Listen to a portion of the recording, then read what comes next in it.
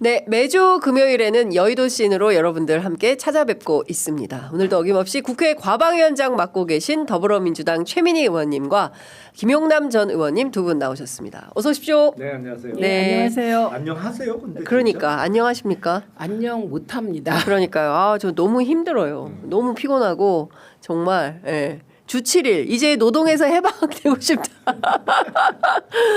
아, 도와주십시오, 의원님 좀. 국회의원들도 난립니다. 그렇죠. 왜냐하면 하루 3시간씩 상임위 걷지. 활동 다 해야지. 네. 걷지. 네. 기자회견 해야지. 또 이런저런 민원 처리해야지. 지역 가야지. 네. 정말 그러니까요. 네, 다들 힘든가 봐요. 요즘 같으면 국회의원 사람들이 안 하고 싶을 것 같아. 너무 일이 많아가지고 네, 네. 진짜 집에도 잘 못 가시잖아요. 네. 그 또 비상 걸리면 또 국회에서 주무셔야지. 다들 그런 것 같습니다.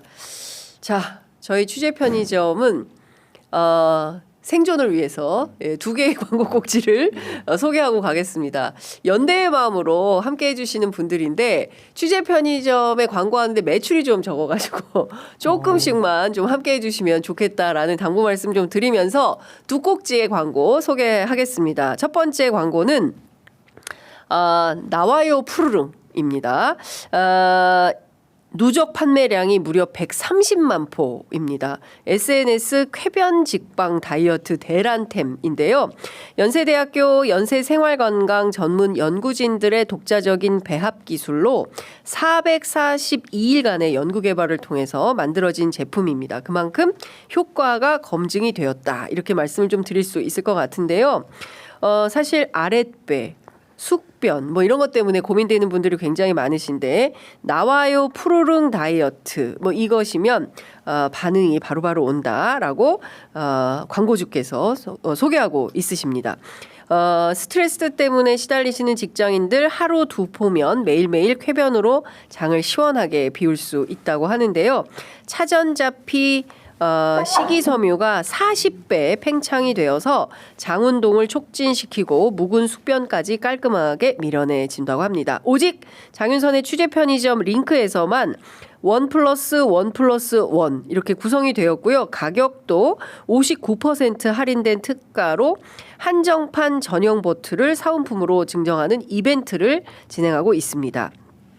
이 상품이 주문 폭주로 인해서 품절이 굉장히 잦다고 합니다. 재고 소진도 굉장히 빠르게 일어나고 있어서 가급적이면 빨리 구매하시는 것을 추천드린다고 하고요. 구매 방법은 유튜브 더보기란에 이벤트가가 적용된 링크를 통해서 구매하시면 됩니다. 연세 생활건강은 연세대학교 비영리 수익사업체로 판매 수익금 전액 장학사업 등 교육 재원으로 사용이 됩니다.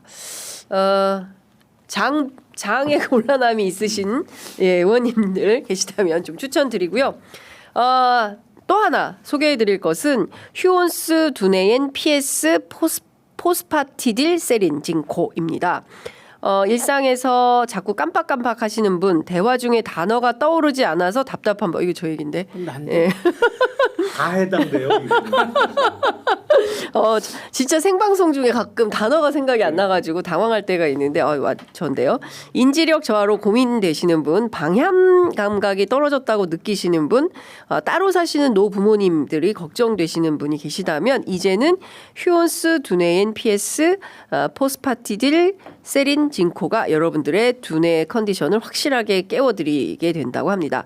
흐릿한 기억은 이제 그만, 기억력은 선명하게, 집중력은 또렷하게, 그리고 스마트한 하루를 경험해 보시기를 추천드립니다. 이게 되게 낯선 이름인데요. 포스파티딜 세린이라는 성분은 우리 뇌 세포막의 핵심 구성 성분으로 알려져 있는데요. 대두 28kg에 겨우 0.002%만 뽑아낼 수 있는 아주 귀한 원료라고 합니다. 섭취한 지 얼마 되지 않았지만 머리가 맑아지는 느낌은 분명합니다. 사용자 후기가 4.93점이나 되는데요. 저희 어머니가 요즘 늦은 나이에 시험 공부하시는데 도움이 될 것 같아서 선물 드렸습니다. 가족 치매력이 있어서 예방 차원에서 구매했습니다. 이런 등등의 구매 후기가 올라와 있습니다. 웰스앤헬스가 장윤선의 취재 편의점 구독자분들에게 드리는 구매 혜택이 있습니다. 3박스 구매하시면 2박스를 추가 증정하는 이벤트를 현재 진행하고 있는데요. 웰스앤헬스를 검색하셔서 휴온스 PS 포스파티딜세린 징코를 찾아주시면 좋겠습니다. 포스파티딜세린 의원님 혹시 아시는 성분입니까? 저는 처음 들었습니다. 얘기는 들어봤죠. 아. 얘기는 들어봤는데 네, 이게 이름이 좀 어렵잖아요. 어려워요. 보통은 PS 그냥 PS. 그러더라고요. 네, 하여간 끝까지 읽었습니다. 자, 본격적으로 지금 저 단어 대화 중에 단어가 떠올리지 않을 때는 검색 찬스를 드릴 테니까 검색하시면서 함께 하시면 될 것 같습니다. 단어도 단어인데 사람 이름이 갑자기 생각이 안 나. 얼굴은 떠오르는데 사람 이름 생각이 안 그래서 나요. 오늘 오다가 뭐 무슨 이진우 수방사령관의 증언이 검찰 다르고 헌재 재판에서 달라서 그러면 내가 그때 그 헌재에서 직접 신청한 장현수 네. 뭐 있었잖아요. 증인이 사단장인가 그 사람 하면 되지 그랬다 이름을 예. 장현수 이러고 있는 저를 발견했죠. 예. 둘 다 아닌 것 같은데 의원님. 예, 제가 다른 이름 같은데. 그래요? 예. 찾아보겠습니다. 제작진 찾아주시면 좋을 것 같고요. 어쨌든 지금 계속 미뤄지고 있어요. 아 저희는 28일. 이중고예요. 이중고. 왜냐하면 일단 저희들도 사람이니까 헌재 판단 기다리면서 지금 목을 메고 있잖아요. 이거에다가 삼중고네. 두 번째는 민주당 입장에선 제가 지난번에도 말씀드렸잖아요. 26일을 네. 기점으로 이재명 대표의 판결 여하에 따라 뭐 저는 정치 검찰의 탄압이라고 일관되게 주장해서 사법 리스크가 아니라 정치 검찰 리스크라고 얘기해 왔기 때문에 뭐 저 같은 사람 방향이 정해져 있죠. 어떤 판결이 나오더라도 우린 스크럼 짜고 갈 거다. 그런데 내부가 그렇겠습니까? 또 일부의 준동이 민주당 안에. 예측되지 않습니까? 그래서 그것도 불안 요인이고 예, 거기에 또 그러니까 민주당 그리고 대응도 잘 못한다 이러면서 욕도 먹을 수 있잖아요. 우리가. 네, 그러니까 네. 왜 헌재 어제도 제가 그 시위 현장에서 돌아오는데 얼굴을 푹 마스크 이렇게 둘러도 알아보시고 그럼요. 빨리 탄핵 좀 시키세요. 뭐 하세요? 이러면서 항의를 받아요. 시민들로부터. 네, 그건 뭐 너무 100% 이해하죠. 근데 막 어제 극우 집회 사람들한테 계란도 계란 맞고 저는 뭐 저보고 악마라고 얘기를 하더라고요. 뭐 그 어쨌든 사람들이? 예, 그건 예상된 거고 이거 그다음에 세 번째는 예측을 하잖아요. 우리가 나와서 예측이 다 틀린 거예요. 아니 이거는 많이 아는 사람일수록 많이 틀렸어요. 그래서 저는 그래도 위로가 신장식 제일 많이 틀렸어요. 신장식 제일 많이 뛰었어요. 진짜 제일 많이 틀렸어요. 게다가 거긴 4월 30일 대선이다 이렇게까지 얘기했잖아요. 맞아요. 네. 저보고 그래서 네. 아니다 나는 5월 중순이다 네, 이후다 네. 그랬더니 내기하자고 그랬어요. 네, 맞아요. 예. 뭐 그래서 좀 위안이. 밥을 안 사구나 신장식. 내기를 바로 걸으셨어야죠. 그때. 아니요 이분이 누가 만나 보겠다고. 그래요? 제가 오늘 밥 사겠습니다, 어머님. 아니 밥 아닙니다. 제 헌재 기자회견 하러 바로 가야 가셔야 돼서 돼요. 그건 네. 그런데 어쨌든 그래도 신장식 의원처럼 대한민국에서 똑똑하라면 한두 손가락 아니에요. 그럼요. 거기 서울법대 출신 아니에요? 아니 정치과. 서울 정대 예, 정치학 예. 거기도 약간 이렇게 도망갈 구멍은 있네. 법대가 아니라서. 네. 예. 도망갈 데 없는 일인이에요. 예, 저는. 여기 도망갈 데 없는 서울법대. 예. 아니 근데 이런 것 같아요. 지금 앞서 저희가 이제 박선원 의원님 오셨는데 한덕수 기일이 잡혔으므로 윤석열 기일도 곧 잡힐 거다. 박범계 법무부 장관이 무슨 얘기를 했냐면 이제 안개가 걷히는 느낌이다라 말씀하셨는데 안개는 무슨 안개냐 지금 우리 칠흑 속에 있는 거고 한덕수는 선고하고 윤석열 선고 안 하고 기일을 계속 무한정 밀면 그때 어떻게 할 거냐. 그러니까 지금은 최악의 상황을 생각을 해야 되는 거다. 다들 계엄 안 할 거다. 말도 안 되는 소리 하지 마라 할 때 본인은 계엄 얘기를 했었다. 그리고 4월 18일 넘어 6월 12일 까지 얘기를 하고 있어요. 6월 10일? 네, 뭐 그러니까 헌재에서 180일 이내에 선고를 하도록 되어 있으니까 네. 그 기일이 6월 12일이다. 근데 그 전에 4월 18일이 기점이잖아요. 그렇죠. 예, 두 분의 재판관의 임기가 네. 끝나니까요. 근데 4월 18일까지 선고를 안 한다는 얘기는 뭐 탄핵 선고를 마냥 미루겠다는 얘기밖에 안 되는 건데 네. 헌재가 그렇게까지 할까라고는 생각이 듭니다만 이렇게까지 하는 거로 봐서 가능성이 0%는 아닌 것 같아요. 아이고야. 사실은 2월 25일 날 변론 종결을 한 이후에 뭐 2주면 충분히 선고가 가능한 사안 아니냐 이렇게들 많이들 예측을 해서 3월 11일부터 이제 계속 오늘이야 뭐 이번 주야 뭐 다음 주야 이러면서 지금 시간이 늘어지고 있는 상황인데 예. 어제 한덕수 총리에 대한 선고기일 예고를 띄웠잖아요. 예. 원래는 이거 안 하겠다고 했었잖아요. 그렇죠. 예. 예. 최우선적으로 윤석열 그러니까 당사자들한테 통지하고 그렇죠. 뭐 이런 식으로 하겠다고 했는데 예. 이것도 길어야 2, 3일 전에 예고를 하던 거를 지금 4일 전에 한 거예요. 4일 전에 했죠. 그러니까 헌재도 어느 정도의 압박감은 느끼고 있는 것 같아요. 헌재 도대체 뭐 하냐? 왜 선고 안 하냐? 그러니까 아니 우리 마냥 노는 거 아니다. 그래서 한덕수 선고기를 4일 전에 예고를 했단 말이에요. 그러니까 일단 다음 주 월요일까지는 시간을 벌어놓은 거야. 헌재 입장에서는. 그렇죠. 뭐 예.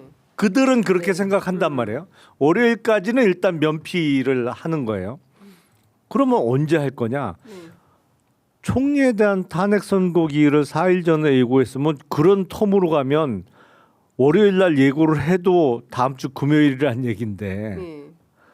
모르겠어요. 진짜 이게 정말 일각에서 나오는 4월 선고설까지 가느냐. 그러면 3월에서 4월로 바뀌는 순간에 하루하루 이거 세야 돼요. 왜냐면 4월 18일이면 2명은 퇴직이야. 임기 만료로. 그렇죠. 예. 정말 피말리는 하루하루를 보낼 수밖에 없는데 그래도 다음 주에는 선고가 되지 않을까? 뭐 그렇게 희망해 봅니다. 네. 이제 예측은 안 해요. 하도 틀려서. 지금 민주당이 의총을 했는데 네. 그 의총에서 크게 두 개의 얘기가 나온 거예요. 하나는 박선원 의원이 의총에서 그 말씀을 하셨습니다. 아. 지금 상황이 매우 엄중하다. 그래서 수구 기득권 세력 그리고 소위 법조계 엘리트 그리고 국힘 정당의 그 소위 내란 잔당들이 총 결집해서 뒤집기 한 판을 시도하고 있다. 네. 그런데 3월 28일에도 안 할 수도 있다. 그래서 저도 실제로 4월 3일설이 나왔어요. 4월 3일설이 예, 나왔는데 한 주 더 가는 거죠, 지금. 4월 3일설이 매주 나왔습니다. 금요일마다 우리가 지금 그런데 예. 그러면서 4월 5일까지 안 되면 네. 박선원 의원이 이거는 매우 엄중한 상황으로 이게 2차 계엄 상황이다. 저는 사실 지난번에 그 윤석열이 구속 취소돼서 석방됐을 때 그게 검찰의 2차 친위 쿠데타다. 이렇게 규정하고 싸웠어야 된다. 네. 예, 총 공세를 했어야 된다는 입장을 피력했으나 소수였어요. 그때 즉시 심우정도 탄핵하고 최상목도 탄핵하고 상황 자체를 엄중하게 보고 가야 되고 네. 헌재가 민주당의 이런 강경 대응 때문에 파면할 걸 기각하고 이러리라고 저는 생각을 안 해요. 그 부분은. 근데 소수였기 때문에 관철이 안 됐는데 어쨌든 이런 요지로 다 죽을 수 있는데 왜 이렇게 아니하냐. 요 입장이 하나 있었고요. 네. 그런데 그거는 사실 그런 말이 나올 만해요. 지금 이렇게 이 판을 가만히 보시면 탄핵 가결된 이후로 진보 개혁 쪽의 지지자들도 민주당도 심지어 민주당 내부에서 촛불 집회 결합하지 말자는 의원도 있었으니까요. 예, 그런데 왜 그런 건 하지 말자는 거예요? 그 중도로 자극 가서 중도로 가서 대선 준비해야 된다고. 대선? 예. 그런데 저는 중도로 가서 대선 준비하는 것과 촛불은 대립되는 게 아니에요. 그래서 그렇죠. 요거를 이제 추미애 대표나 정청래 위원장이 잘 정리를 했습니다. 네. 예, 그래서 그럴 정도로 이완돼 있었던 거예요. 그런데 그 2달 동안 무슨 일이 있었나 생각해 보세요. 윤석열을 중심으로 샤우팅에 들어가고 극우 결집에 들어가고 궤변을 일부 신문이 막 재생산해주고 특히 저는 조선일보가 이해가 되지 않는 게 특히 조선일보가요 김건희가 조선일보 폐간에 나 목숨 걸었다 이게 나온 이후로 논조가 더 친윤적으로 갔어요. 맞아요. 그게 제가 이해가 안 되는데 그래서 2주 동안 극우 플러스 보수 플러스 법조계 엘리트 플러스 국힘이 총 공세를 하고 헌재를 흔들 동안 민주당 대응을 보세요. 너무 일상적이고 평안했다고요. 네. 그 결과가 여론 지형을 흔들면서 더 악화되고 이랬던 것이거든요. 네, 네. 그래서 뭐 이러지 말자. 그래서 투쟁 수위를 높이자. 이렇게 얘기하면 대다수가 지금 더 이상 투쟁할 수 없을 만큼 하고 있다. 그래서 저는 늘 얘기하잖아요. 국회에서 의원들끼리 모여 있으면 야당이고 여당이고 없이 기득권화되고 네. 민한당화된다. 저희 몇 번을 네, 맞아요. 얘기했습니다. 그런데 그나마 그래도 소수의 네. 그 핵심들 지도부가 그렇질 않아요. 그래서 투쟁을 이끌어가고 있는데 네. 다른 한 의견은 뭐냐? 그게 박범계 의원이 나와서 박범계. 예, 박범계 의원으로 대표되는 예. 그래서 헌재 판결을 기다리면서 지켜보자. 헌재 판결 네, 지켜보자. 그리고 한덕수를 먼저 선고한다는 건 안개가 거치는 것이다. 이렇게 얘기한 예. 두 개의 입장이 있었어요. 그러면은 민주당 안에 박범계 의원과 같은 의견을 보이시는 분들은 주로 법조 출신들이신가요? 아닙니다. 법조 출신들도 예. 법조 출신의 초선들은 박선원 의원하고 같은 입장이었고, 법조 초선. 예, 헌재도 예. 그 정치적인 판단을 하는 거예요. 헌재가 그러니까 헌재를 정치적인 판단한다고 욕하시면 안 돼요. 예. 헌재는 정치적인 판단을 통해서 예. 기일 지정이나 이런 거를 조절합니다. 예. 다만 내용을 판단함에 있어서 헌재가 네. 헌법과 법률에 의해서 판단하기 때문에 정당과 다를 뿐이에요. 정당에서 추천하잖아요. 그렇죠. 예, 그래서 정치적 구조이고 그래서 그런 입장이 다수가 있습니다. 특히 다선 의원들 네. 그리고 과거 정권에서 장관하고 이런 분들 예. 거의 그런 입장이세요. 아니 근데 종이관에 영현백에 그걸 5,000개 정도 4,900 몇 개를 준비를 했다는 거고 다 들어가신 분들인 거잖아요, 사실. 저는 비상규명- 김영남 의원이 1일 것 같아. 왜냐하면 그 저야 뭐 원래 저 여자는 저런 여자다. 네. 그럼 좀 뒤로 갈 것 같고 네. 그 김영남 의원처럼 서울법대인데 저러면 더 먼저 갈 것 같아요. 앞번호. 요거는 앞번호, 많죠. 뭐 뒷번호. 서울법대 검찰 출신의 출신의. 그러니까 1이에요. 캠프 출신의 뭐 심지어 윤석열 캠프 출신이야. 예. 아니 우리가 예. 그 헌재가 정치적 판단을 한다고 말씀을 주셨는데 사실은 정확하게는 정치적 사안에 대한 판단을 하는 게 맞겠죠. 그렇죠. 헌재는 예. 정치적으로 민감한 사안에 대해서 판단을 하도록 헌법재판소라는 걸 우리가 1987년 개헌을 하면서 만들어 놓은 것인데 지금 선고기일을 이렇게 계속 지연시키는 거 보면 너무 정치적으로 판단을 하고 있다는 생각이 든단 말이에요. 근데 이거는 옳지 않죠. 사실은 헌법과 법률에 따라서 정말 양심에 따라서 판단을 하면 되는 거고 선고 시기를 갖고 정치적으로 판단한다고 비춰지는 거는 헌재 어떤 국민적 신뢰도에 있어서는 치명적이라고 생각해요. 저는 이게 장기적으로 보면 헌재가 그나마 비상계엄 사태 이후에 국가기관 중에 국민적 신뢰를 어느 정도는 유지를 하고 있었는데 왜냐면 나머지가 다 나락으로 갔으니까.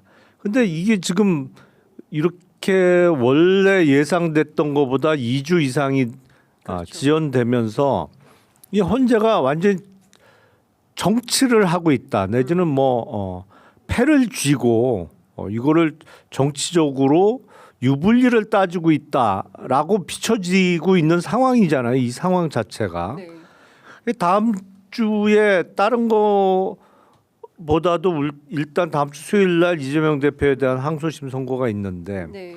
이 항소심 선고하고 거의 앞뒤를 겨룰 정도로 늦어질 거라고는 생각을 못했단 말이에요. 그럴 만한 사안이 아니기 때문에. 네. 근데 공교롭게 헌재 선고 시기가 이렇게 늦어지면서 이게 정치적으로 어느 한편에 쓰는 거 아니야? 이런 얘기 듣기 딱 좋게 됐어요 지금. 헌재가. 예, 헌재가. 예. 그러면 언젠가는 뭐 개헌도 나오죠. 다시 논의가 될 수 있을 텐데 특히 대통령 임기나 아니면 대통령제의 구조 변화와 관련한 개헌 논의가 있을 수밖에 없는데 그 사실은 헌재는 예. 87년 개헌 네. 때 네. 맞습니다. 창설된 기관이고 그 다른 나라에 헌법재판소 없는 나라 많아요. 일단 미국 없잖아요. 네. 그러니까 헌법재판소는 독일은 있지. 네. 독일 걸 우리가 따왔다고 네. 봐도 과언이 아닌 건데 아니 보면 헌재 없이 더 잘 사는 나라 많거든. 그러니까 저 의원님의 저 말이 네. 사실은 헌법재판소가 성역화되어 있어요. 이건 네. 두 개의 심리가 저는 합쳐진 거라고 봐요. 왜냐하면 사법부에 대해서는 최소한 흔들고 싶지 않아요. 네. 그런데 그 금기를 깬 거는 국힘이에요. 사법부를 완전 자기들 생각대로 판결이 안 나오면 완전히 가루로 만들 그런 말을 하고요. 헌재는 성역화되어 있었는데 그것도 국힘이 지금 성역을 깼어요. 그랬다 갑자기 또 태도가 바뀌었어요. 그러니까 마음대로 해요. 예, 그거 왜 허용이 되는지 네. 그거 모르겠는데 그러면 그 국힘만 그러냐? 저희는요 시민단체에서 기억하실 텐데 미디어법 통과됐을 때 정말 웃기는 작태가 국회에서 벌어졌습니다. 2008년 2009년. 예, A 의원이 B 의원 걸 대리 투표까지 했어요. 그게 다 드러났어요. 맞아요. 그랬더니 헌재가 투표 과정에 불법성은 있는데 그래도 내용은 유효하다 이런 판결을 냈을 때 그때 헌재 무용론이 이미 나왔어요. 네. 맞아요. 예. 그래서 헌재 무용론은 한두 번 나온 게 아닙니다, 사실. 그리고 87년 체제를 바꿔야 된다는 얘기할 때 꼭 헌재도 의원님 말씀처럼 나오는 네. 거기 때문에 지금 이 얘기가 나올 만한 상황이 됐죠. 해도 너무하는 거죠. 예. 그래서 이제 국민투표 얘기가 나오는 것 같아요. 그러니까 네, 이 네. 대통령의 탄핵 같은 이 엄중한 문제를 결정하는데 재판관 지금 또 8인 체제잖아요. 9인을 완전체도 아니고 8명이서 국민들의 운명을 결정한다.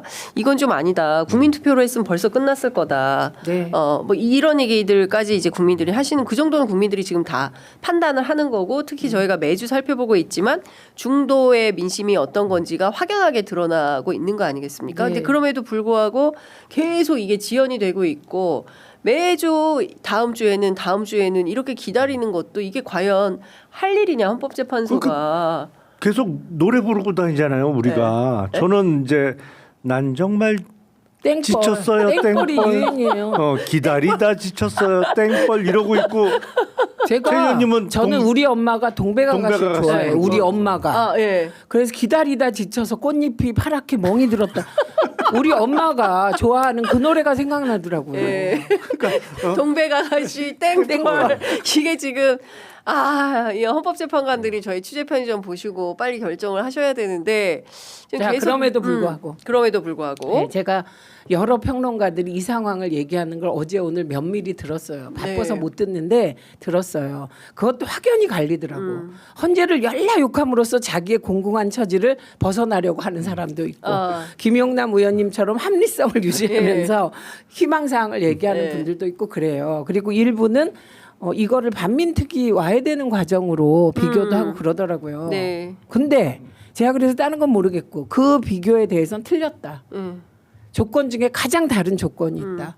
그건 유튜브가 있다는 거다. 네. 그러니까 언론이 그리고 MBC나 JTBC가 아직 장악되지 않았다는 예. 거다. 이거. 그다음에 더 중요한 이유는 깨시민이 있잖아. 깨시민이. 그렇죠. 예. 그래서 반민특위가 그렇게 된 거는 그때는 사실 시민들이 여론을 어떻게 할 수단이 없어서 그런 거다. 그래서 극단적인 대응을 하시는 거는 저는 그건 패널들의 도리가 아니라고 생각합니다. 그래서 저는 또 이게 틀려서 제가 욕을 먹고 이제 진짜 헌재에 대하여 제가 타도 투쟁을 하는 사람이 될지언정 예. 오늘까지는 예. 제 말씀을 드려보겠습니다. 욕을 먹어도. 제가 그 헌재 재판관 면면을 쭉 살펴봤어요. 네. 그리고 이 사람들 하나하나의 빙의해서 어떻게 생각할까. 네. 그래서 생각해 보면 이제 지금 의원님이 말씀하셨더니 국힘 얘기를 다 들어준 거잖아요. 그렇죠. 심지어 권성동 네. 요구가 다 들어준 거야. 예. 이재명 한덕수 먼저 하라고 했는데 진짜 한덕수 먼저 그다음에 하는 거죠. 이재명 예. 대표 재판 뒤에 해라. 뒤에 해라. 그것도 들어주는 예. 거예요. 예. 다 들어줬어요. 예. 그러면 우리가 흔히 요 얘기를 할 때 권성동이 얘기했다. 그다음에 국힘 얘기를 들어줬다. 예. 이것도 의문이 남아요. 자기들을 가루로 만들겠다는 집단 얘기를 듣네. 이렇게. 그러면 그게 과연 권성동 얘기를 들은 것일까? 그거보다 헌재 재판관 중에 양심 있는 분이 있다면 정말 그 문영배 재판관이 그 강연한 걸 쭉 들어보니까 예. 두 가지가 되게 인상적이었어요. 하나는 그 김장하 선생을 사법고시 묻고 찾아갔더니 네. 김장하 선생한테 고맙다. 내가 이걸 사회에 갚겠다. 선생님께 갖겠다. 네. 그랬더니 김장하 선생이 나는 사회 것을 너에게 준 거니 사회에 갚아라 그랬다. 네. 그러니까 예. 울컥하는 장면. 예. 또 하나는 그 취임식 때 내가 요만큼이라도 편견이 남아 있는지 끝까지 얘기를 들으면서 끝까지 살피겠다. 이 얘기를 예, 했더라고요. 그래서 그 정도를 가지고 판단을 해보면 권성동 얘기가 아니라 네.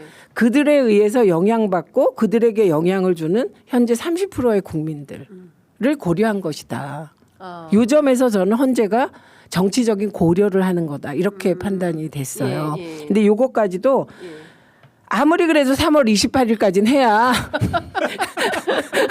이 얘기도 제가 네. 성립이 된다 이렇게 생각을 하고요. 네. 그다음에 저는 계속 그 얘기를 해왔어요. 3월 26일이 이렇게 되면 넘어갈 것 같다. 14일이 안 된 이후로 네. 지난주에도 예, 제가 맞아요. 그러면 이건 민주당에는 굉장히 힘든 상황이다. 예, 예. 그럼 좋다. 그것도 권성동 얘기 다 들어줬다.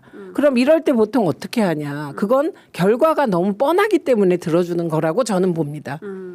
왜냐하면 이 8대 0을 자꾸 의심하는 분들이 있는데 그러면 정말 대한민국 헌법과 법률의 근간이 무너지는 거거든요. 그렇죠. 예.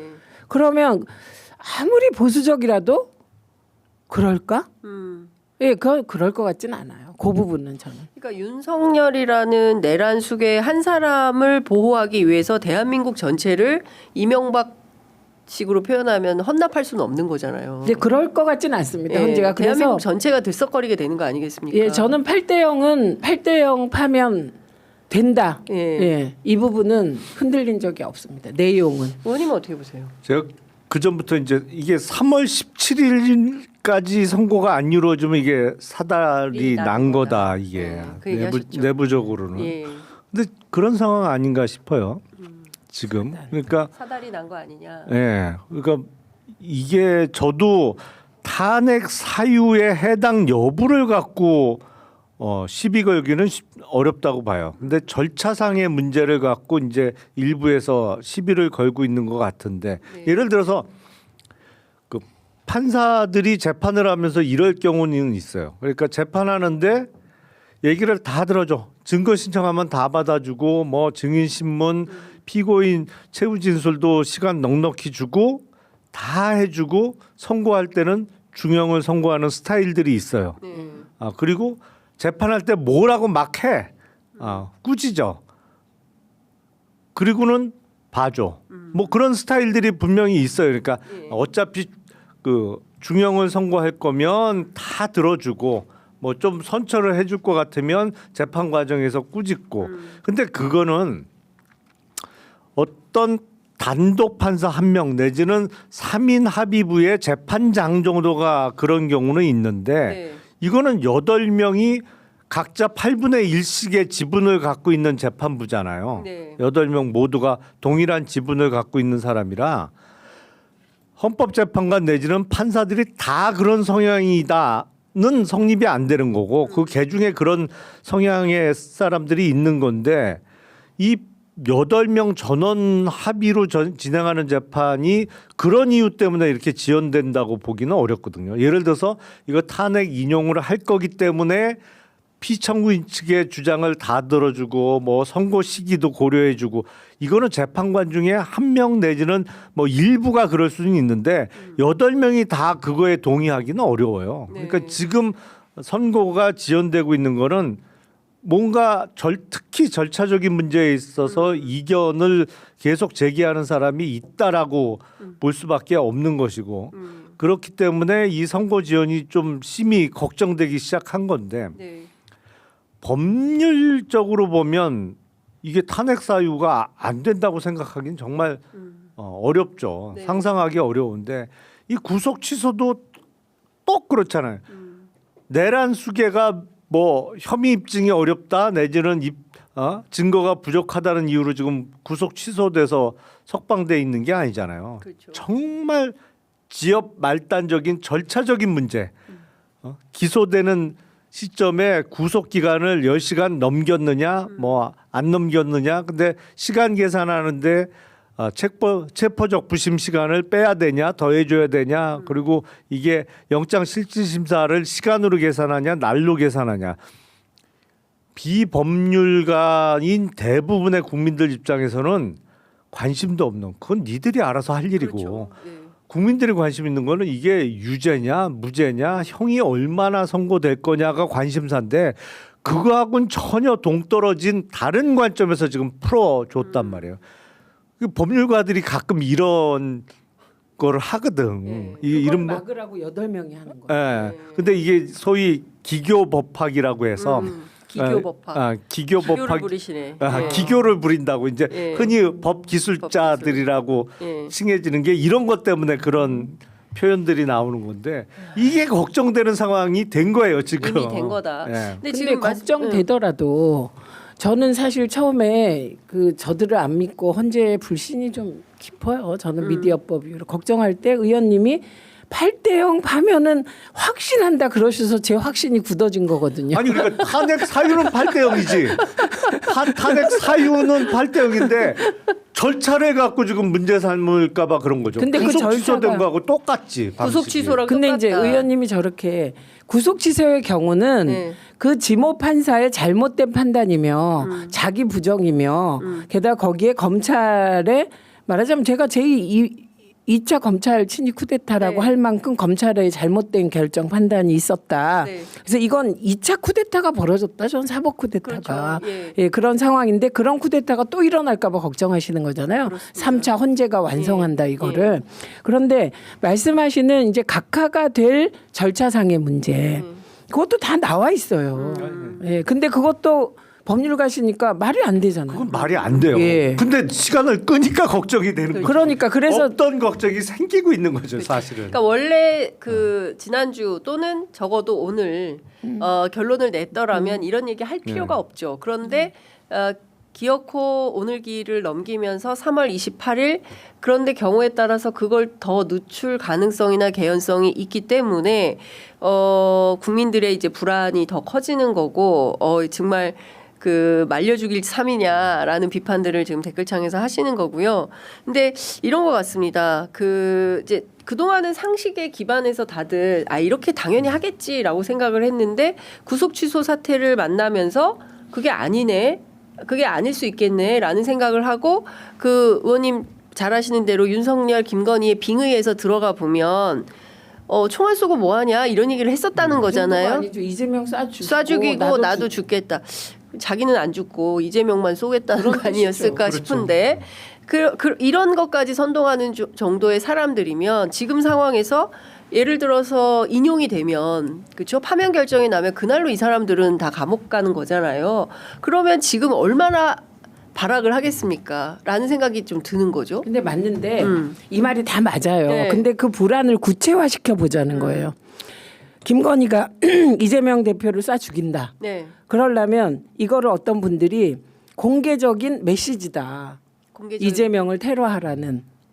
예, 그렇게 이제 해석하는 분들이 계세요. 그럴 수 있죠. 예. 그래서 그러면 그에 대하여 우리는 어떻게 해야 되냐? 이재명 대표의 신변 보호를 강화하는 수밖에 없어요. 네. 그래서 기존에 하던 것보다 더 강화했습니다. 그리고 경찰에도 신변 보호를 요청했고, 그리고 백혜련 의원이 이게 어떤 거냐면 이 세상은 모든 게 작용 반작용이다. 백혜련 의원이 기자회견을 하다 달걀 테러를 당했어요. 네. 그런데 그 테러를 당한 이유가 뭐냐면 헌재 정문이 있잖아요. 네. 그 앞에 의원들이 기자회견을 하는데 헌재 맞은편에 극우들이 거기에 포진해 있었어요. 그거를 경찰이 방치해서 생긴 일이에요. 네. 그런데 백혜련 의원이 달걀 세례를 당하고 퇴척당하고 테러 당하니까 제가 11시 반에 기자회견 가니까 다 쫓아냈더라고. 경찰이. 예. 요겁니다. 핵심은. 예. 공권력이 제 역할을 안 하기 때문에 달걀 테러도 가능했다는 거예요. 예. 그래서 가보니까 차벽으로 막아놨더라고. 예. 그리고 우리가 11시 반에 이제 또 기자회견을 하고 우리가 모욕을 당하고 막 이렇게 나가고 나니까 헌재 오른편에 그 국힘 천막이 있고 진을 치고 있는데 네. 거기도 일부 밀리고 차벽을 설치해 놨더라고요. 아 국민의원이. 예, 그러니까 제가 싸워야 된다는 이유는 우리가 야당이기 때문에 예. 여당이 아니잖아요. 네. 여당은 전화 한 통으로 모든 게 돼요. 지금도. 네. 근데 야당이기 때문에 싸워야 뭔가 된다고 말하는 이유가 모든 게 그렇게 하나하나 되지. 네. 이재명 대표 가만히 있다고 해서 그냥 해주는 안 것은 되는 없다. 거예요. 네. 예, 그래서 지금 할 수 있는 것이 예. 민주당은 이런 불안 있으면 더 싸우는 수밖에 없다. 네. 그리고 싸우는데 걷고 뭐 기자회견하고 헌재를 기자회견으로 압박하는 거 외에도 네. 저는 상임위에서 네. 할 일을 각자 다 그러니까요. 저희 청문회 3개 준비하고 있거든요. 예. 과방위가 예. 이런 식으로 하기로 했어요. 더 가열차게. 예. 그리고 저는 김건희 약호를 죽이는 가장 좋은 방법은 석사학위 논문이 취소되는 겁니다. 그게 일종의 고리예요. 고리. 때가 아직 결정 안 하고 있습니다. 징계를. 예. 예, 그래서 저는 교육위가 그걸 해주면 그걸 작은 일이라고 생각하는 분들도 있더라고요. 근데 그렇지 않아요. 제도적으로 네. 석사학위가 취소되는 순간 예. 거짓의 탑이 무너지는 거예요. 무슨 탑이 위에서부터 무너지는 일이 있나요? 밑에 작은 집안의 작은 균열로 무너지잖아요. 저는 그 핵심이 석사학위 논문 취소라고 봐요. 그럼 학위 취소. 예. 그러면 학위 취소를 해야 된다. 박사학위 취소까지 다 가는 거죠. 예, 줄줄이. 예. 그래서 그게 굉장히 중요하다고 생각해서 정책위에 건의를 했습니다. 네.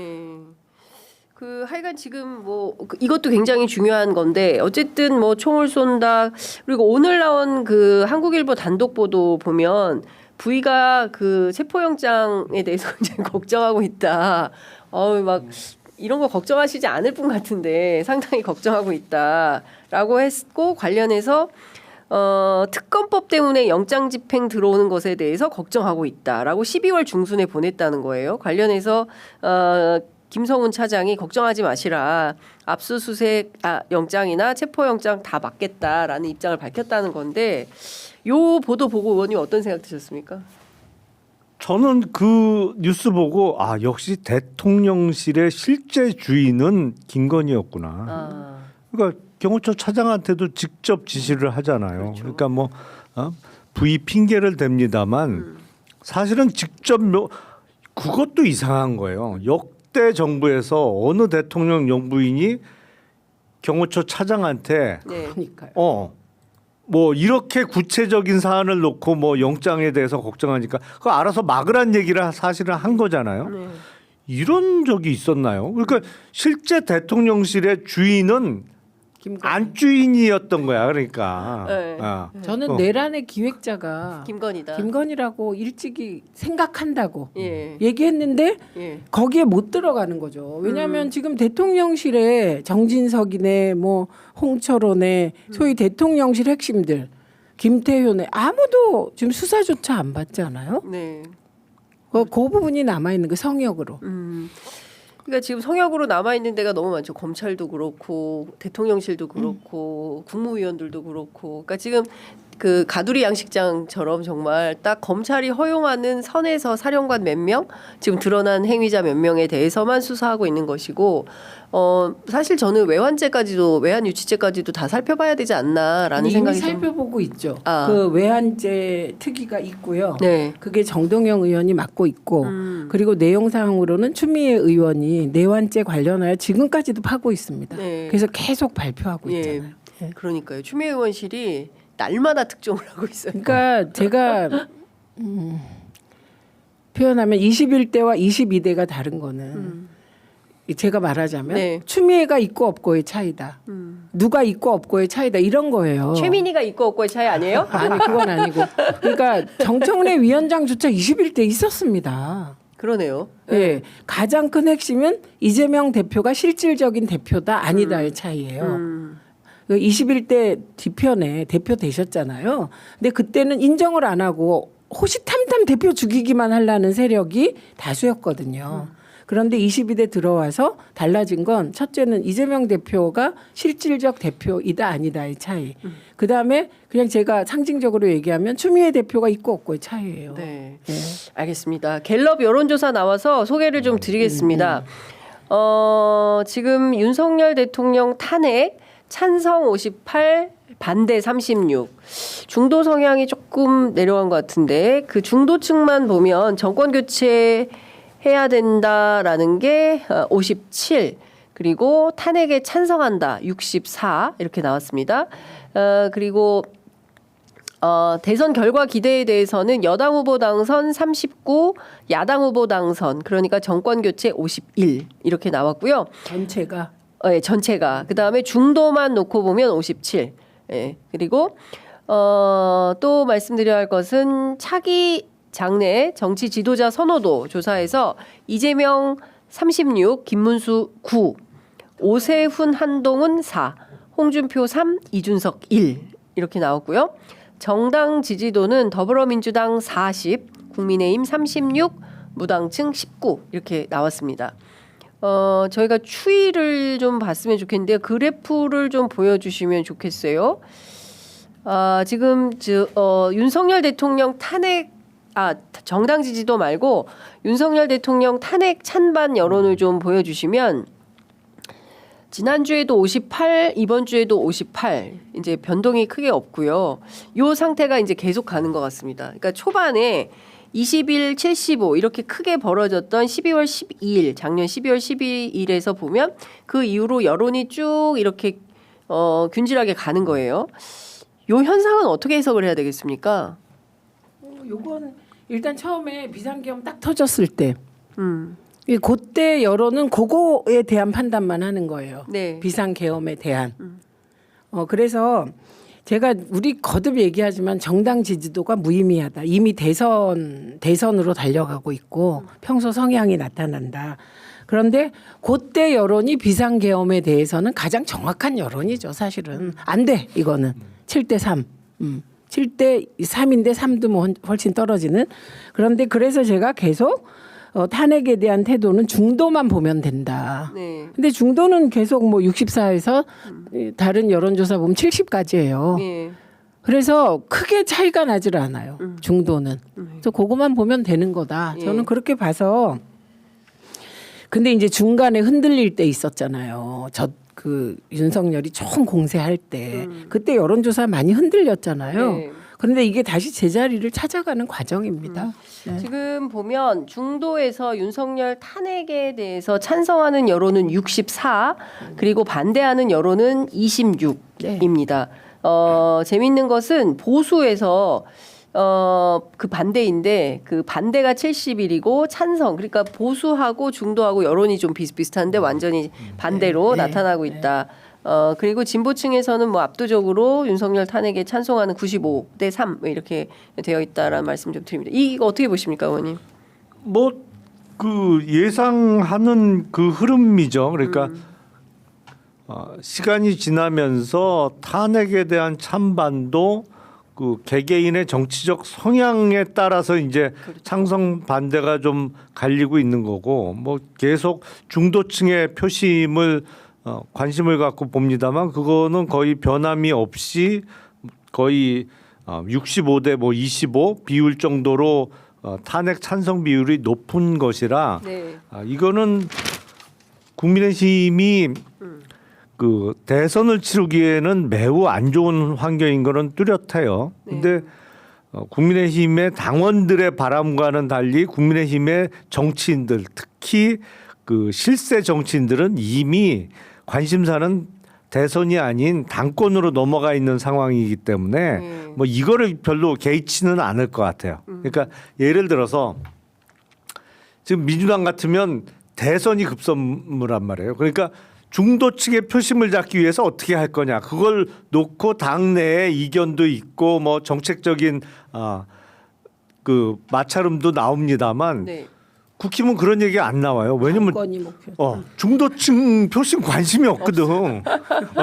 그 뭐 대선은 뭐 후보 되는 사람이 알아서 하는 건데 네. 그 후보 될 사람도 지금 솔직히 이길 수 있다라고 보이는 사람이 안 보이잖아요. 그러니까 대선은 그냥 대권 주자들의 관심사일 뿐이지 당의 정치인들의 관심사는 아닌 거예요. 네. 관심사는 당권을 나 또는 내 편이 잡느냐 못 잡느냐가 지금 관심사인 상황이 쭉 이어지는 거고 네. 그 그 단적인 예가 그거예요. 얼마 전에 국회 본회의 3월 13일 날 통과한 상법 개정안에 대해서 예.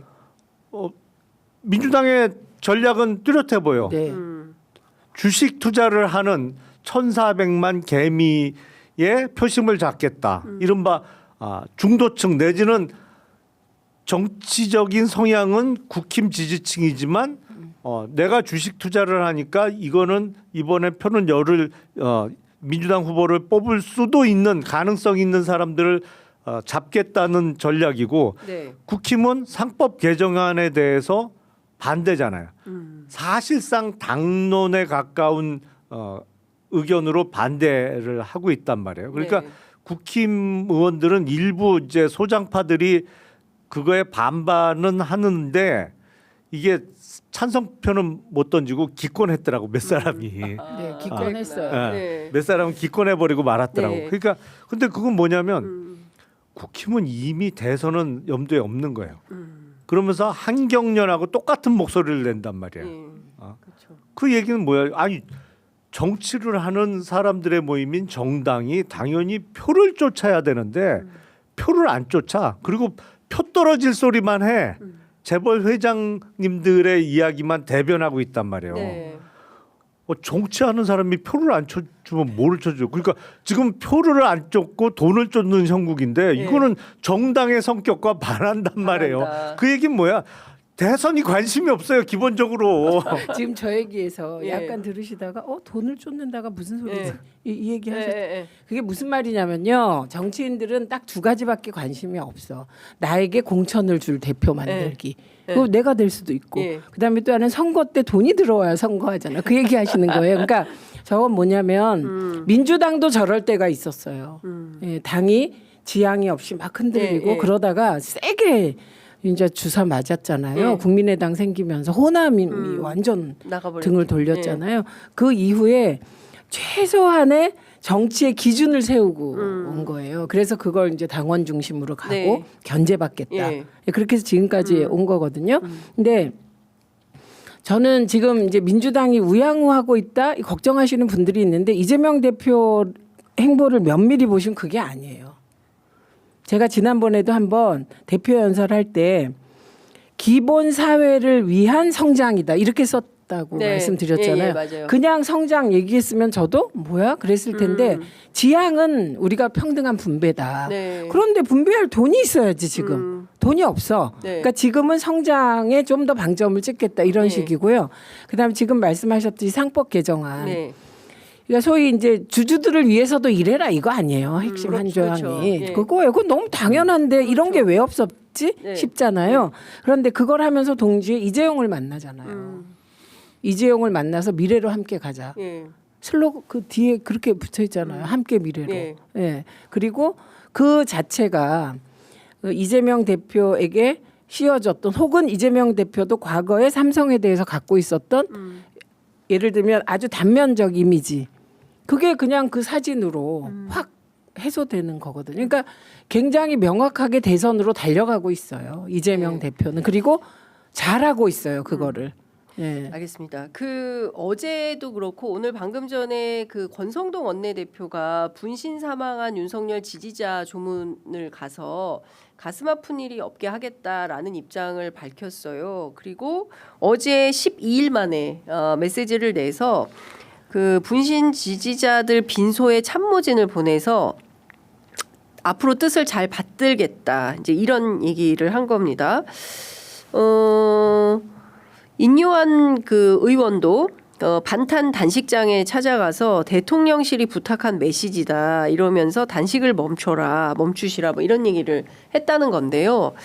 이걸 가지고 어떻게 좀 해석을 해야 될까요? 관저 정치가 이제 다시 시작됐다 이렇게 봐야 되겠습니까? 아니면 어떤 메시지로 이해를 해야 되겠습니까? 저는요. 의원님 먼저. 네. 아니 우선 인요한 의원이 명백히 밝혀줬잖아요. 대통령실의 메시지다라고 네. 하면서 전달을 했잖아요. 아니 대통령실에 뭐 정무수석이 인요한 의원한테 당신 이것 좀 가서 전하쇼 했겠어. 뭐 누가 했겠어.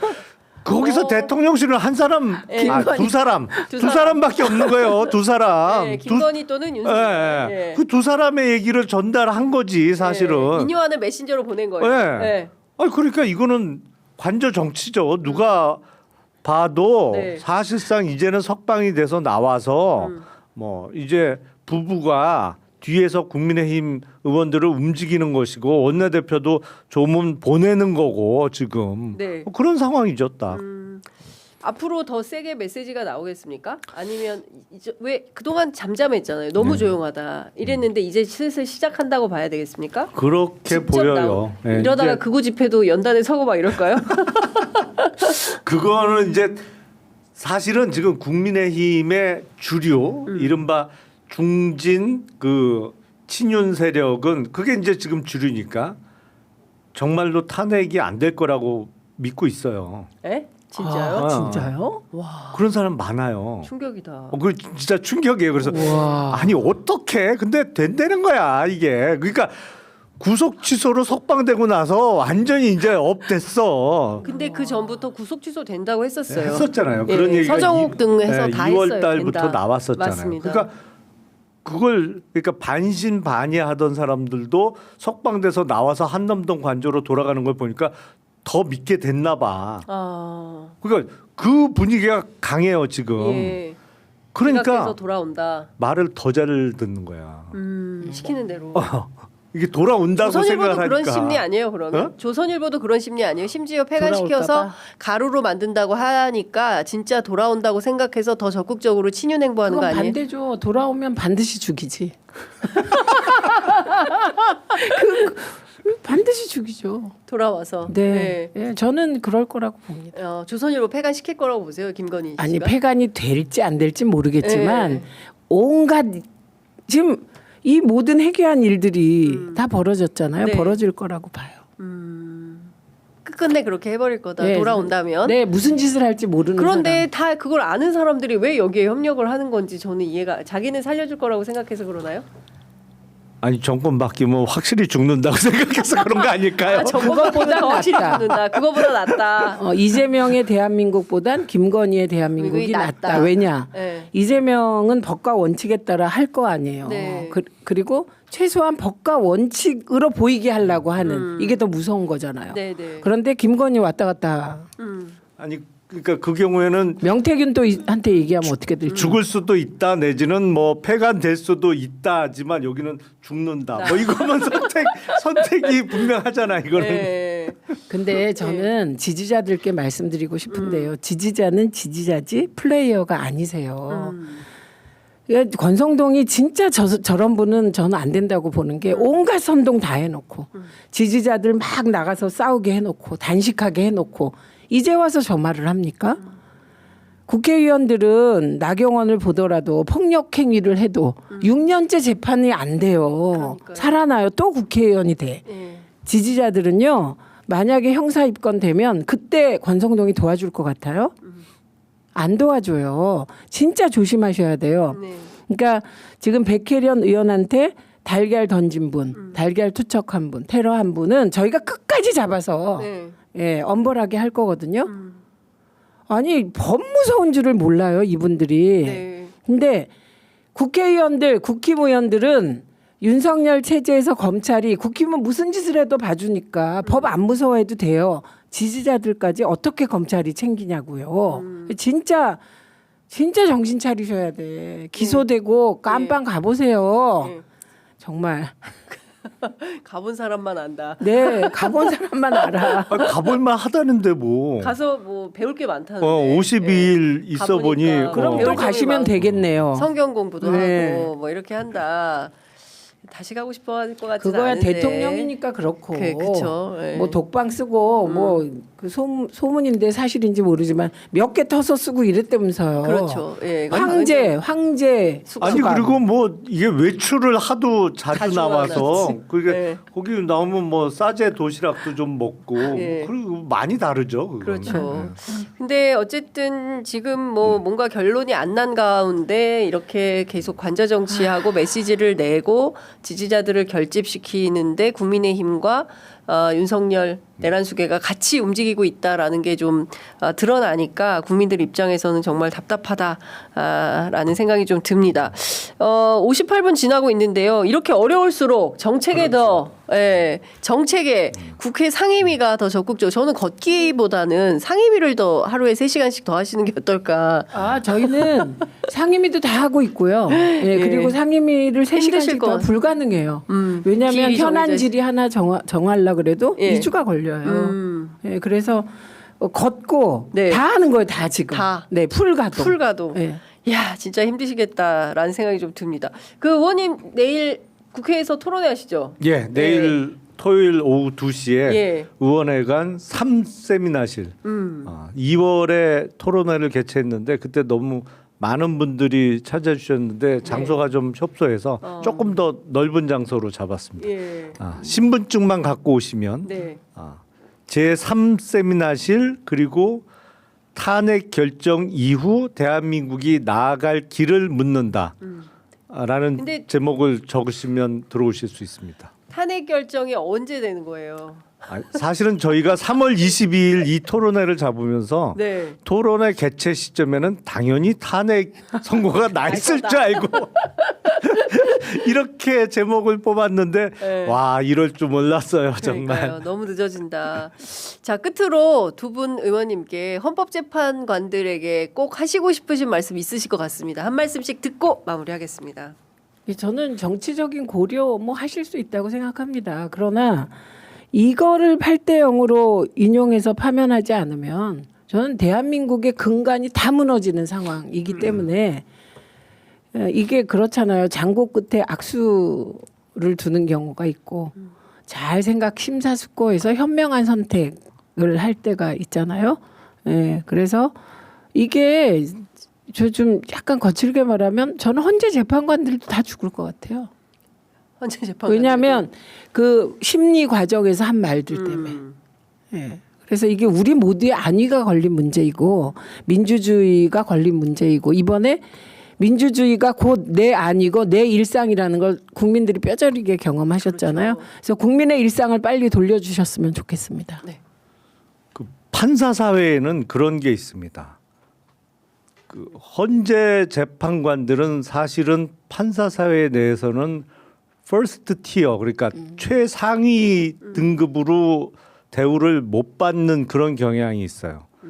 그러니까 최상위 등급은 대법관을 가는 그룹 그리고 이제 세컨 티어로서 헌재 재판관을 간다라는 오래된 잘못된 인식이 있었는데 이번 헌재 선고가 이렇게 늦어지면 정말 세컨 티어가 맞네라는 거를 판사 사회뿐만 아니라 국민 전반에게 인식시켜주는 확인시켜주는 기회가 될 수 있습니다. 지금이라도 확실하게 3월 달 내에 확실한 법률과 헌법에 따른 결론을 내주셔야 그게 아니야. 대법관이 퍼스트 티어가 아니야. 헌재가 최고야. 가장 우수한 인원들이 가장 능력 있고 법리에도 밝은 법관들이 가는 게 헌재야. 독일처럼 그런 인식이 생겨날 수 있도록 노력해 주시길 부탁드리겠습니다. 야, 오늘 진짜 막 박수가 나오는 정말 말씀이신 것 같습니다. 엘리트들에게 통할 것 같습니다. 예. 그들의 약점을 잘 압니다. 그러니까. 진짜 전 세계가 전 세계 헌법재판소에 있는 모든 나라가 지켜보고 있다 이 결정을. 그리고 우리가 어떻게 결정하느냐에 따라서 그 결과가 아시아 그리고 전 세계 그리고 특히 미국의 민주주의까지도 영향을 미칠 수 있다라고 국제사회가 보고 있습니다. 정말 진심으로 헌법재판소가 제발 다음 주는 넘기지 않기를. 이제 이제 많이 기다렸다. 이제 더 이상 지쳐서 땡벌이 되고 뭐죠? 동백아가씨가 될 판이다. 말씀 좀 드리면서 오늘 방송은 여기까지 하겠습니다. 두 분 말씀 잘 들었습니다. 고맙습니다. 네, 고맙습니다.